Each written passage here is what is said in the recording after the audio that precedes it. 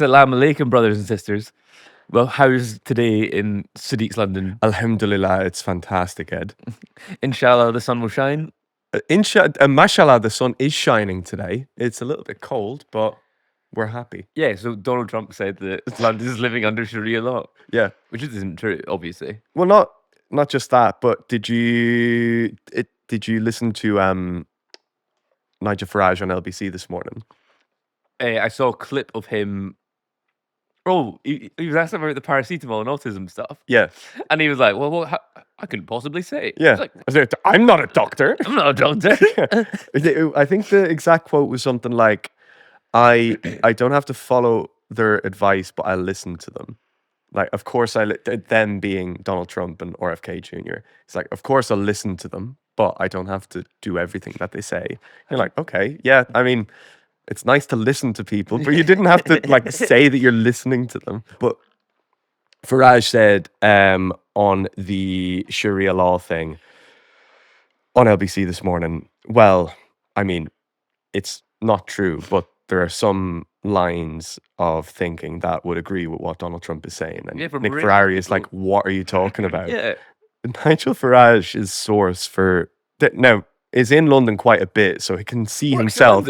He works in London, can see that London is not under Sharia law. His source for London becoming a Sharia capital of Europe is a taxi man at one point once said to him, I would like Sharia law in London. And so then he's like, it's coming. It's coming now. That taxi man is going to bring it in. It's not Sadiq Khan, but this guy is going to advise Sadiq Khan to do it.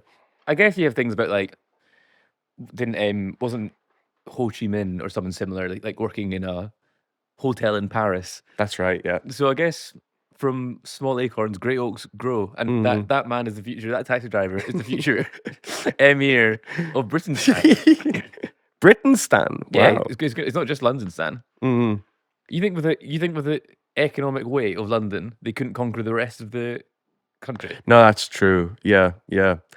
I wonder, would it be hearts and minds or would it be brute strength? Combination of both. Yeah. Make some compelling case to once Norfolk goes, then the whole country. Once the rump of England falls. It is like just explicitly racist to be like that country with a Muslim mayor, Sharia law. Yeah. And it's staggering someone standing at the UN in front of the world. Yeah.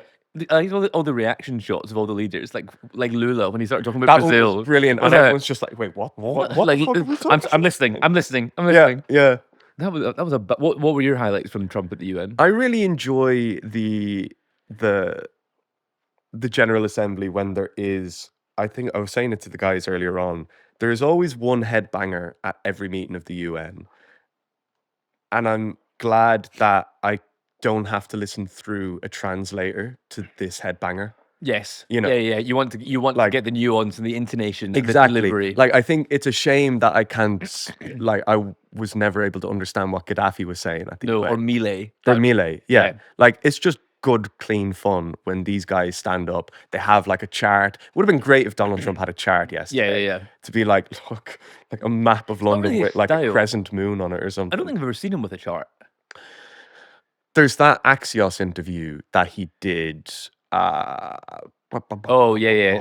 But that was an interview rather than like, and he wasn't standing with like a display behind him. Yeah, he hadn't prepared slides. Yeah. He's very much I know it all up here. Yeah, and that's why I ended the Kosovan War. But you know that, or the Egypt-Ethiopia war. Yeah, that isn't happening and hasn't been happening. Yeah, it's just brilliant. What was my highlight? I think, in a very simple way, at the very, very end of his speech, he says, bye. That's good. It's like 55 minutes of chat, and then he's like, goodbye, and gone.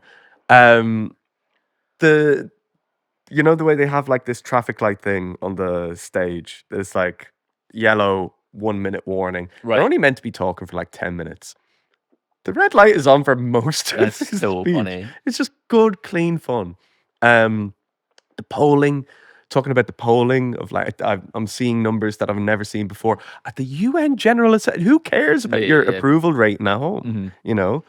Maybe talking about pretending he's got some sort of global approval rating. Yeah.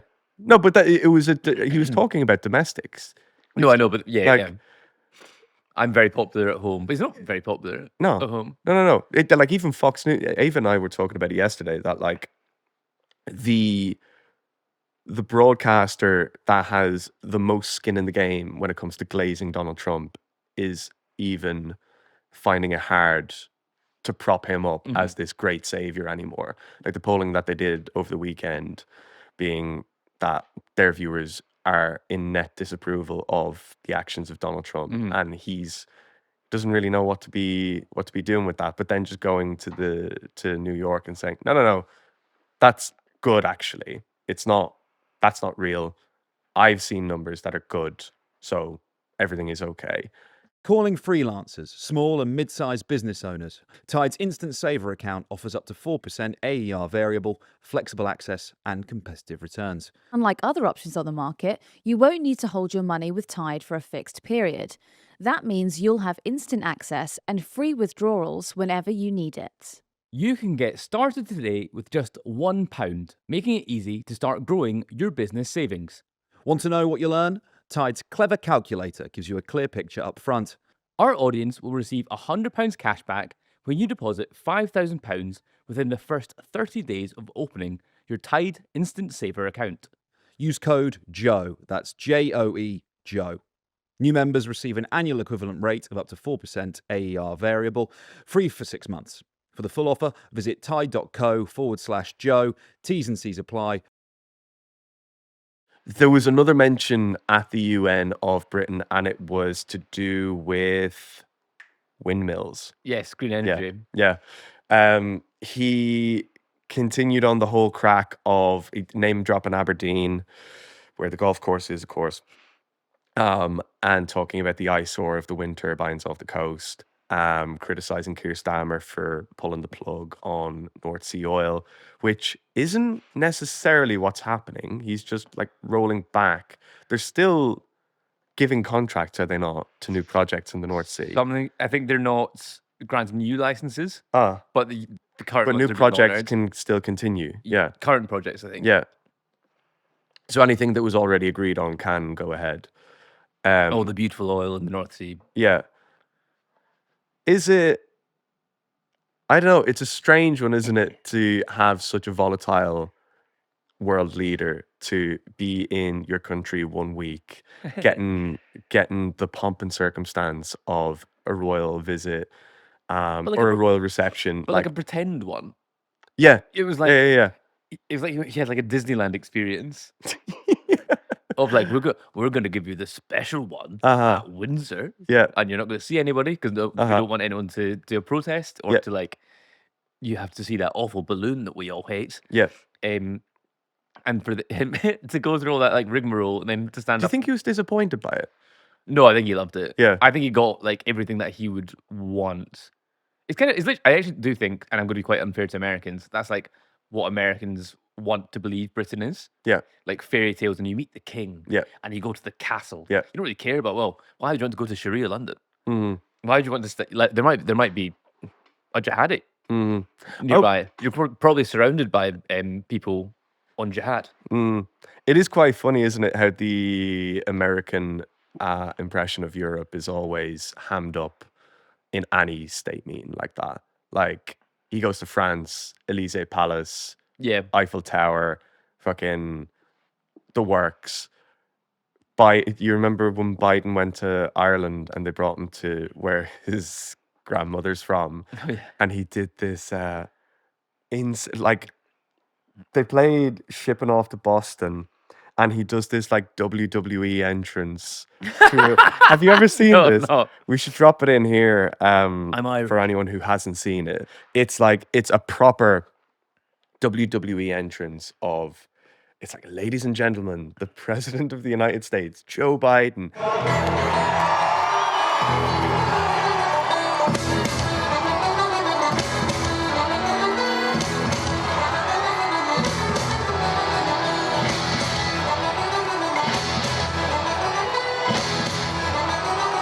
Shipping off to Boston. And he's like running down this runway, like that's class. up to a lectern, and then he's like giving it welly it's like all of these like Celtic knots behind him, all this kind of thing.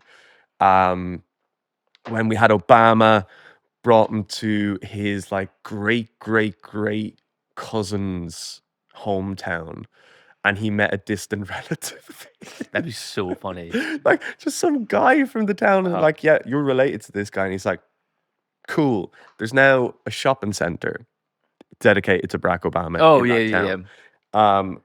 But all this kind of thing, and also that's now become a massive tourist attraction for Americans. The Barack Obama Plaza. The Barack Obama Plaza is something that Americans visit when they come to Ireland now. It's just a petrol station. I think when Swinny went to met Trump, he brought him like a record of his mother's family in Lewis. Yeah. I think. And I think they interviewed like a cousin. Yeah. Like a third or second cousin who still lives in Lewis. It's just glazing. Like you need to bring them over and you need to like stroke their ego. Spit on it a little. Give that Glock 5000. But no, like I don't know if it's strange how every time Keir Starmer tries to give him the special treatment, the week later, or like the last time around when it was in the Oval Office, and the next day he starts kicking the shit out of Zelensky in front of the world's media. In fairness to Starmer, Trump did say at the UN, and the British Prime Minister, who I like very much, I hate everything he's doing. Yeah. I like him on a I like his wife too. His wife is lovely. He's always mentioning Victoria. But yeah, okay, fine. You like Keir Starmer, but nobody's going to hear who I like very much when you keep saying, and he's turned London into an Islamic caliphate. But then all that stuff is so like nobody rational hears that and believes it. Or if you believe it, it's because you're looking to believe it, sort of thing. So if you do hear the rational part, I like Keir Starmer, it obviously doesn't stand out, but it's not like a bad thing necessarily to be like, and I hate all these things that he's not doing. I mean, when you're looking at what we remember from the things that aren't mentioning Britain, right? So we remember him talking about Lula and how great the 39 seconds off stage was, and how we're going to have a meeting, and they're all sat there being like, I've no knowledge of any meeting that we're going to do. You see that the funny spectacle of the Brazilian delegation scrambling to find out what he's saying, or the Ethiopian ambassador to the UN being like, we weren't at war with Egypt, or something like that. On the world stage, people aren't going to be looking at what he was saying about the UK and being like, oh, but he likes Keir Starmer, though. They're going to hear London is Islamic. He hates their green policies. Aberdeen is a place in Britain. Yeah, but kind of. So, you know what I mean? Like, well, yeah, like it's a global investment thing, I suppose, rather than it doesn't matter what you or I think. But also, global investment, like we've sold like what the Northeast to Blackstone. Yeah, like even with our fundamentalist Islamist mayor, so it sort of doesn't matter as long as like Britain is like bending over. Yeah, I don't think it matters. I think all the things sort of like global investors are looking to Britain for is just for them to like take it. Yeah, it literally doesn't matter to them. Yeah, what color the flag is, or whether or not that flag is the flag of a crescent or not. Like halal money is still money, essentially. Yeah, and even and in this case, the money is not halal, or Sharia, or the Barclays Islamic Bank. Yeah. Yeah, I guess if they had introduced Islamic finance, I think it would be a different prospect. Thanks to Tide and their instant savings account for sponsoring this week's podcast. New members receive an annual equivalent rate of up to 4% AER variable. Our audience will receive £100 cash back when you deposit £5,000 within the first 30 days of opening your Tide Instant Saver account. Use code JOE. For the full offer, visit tide.co/Joe. T's and C's apply.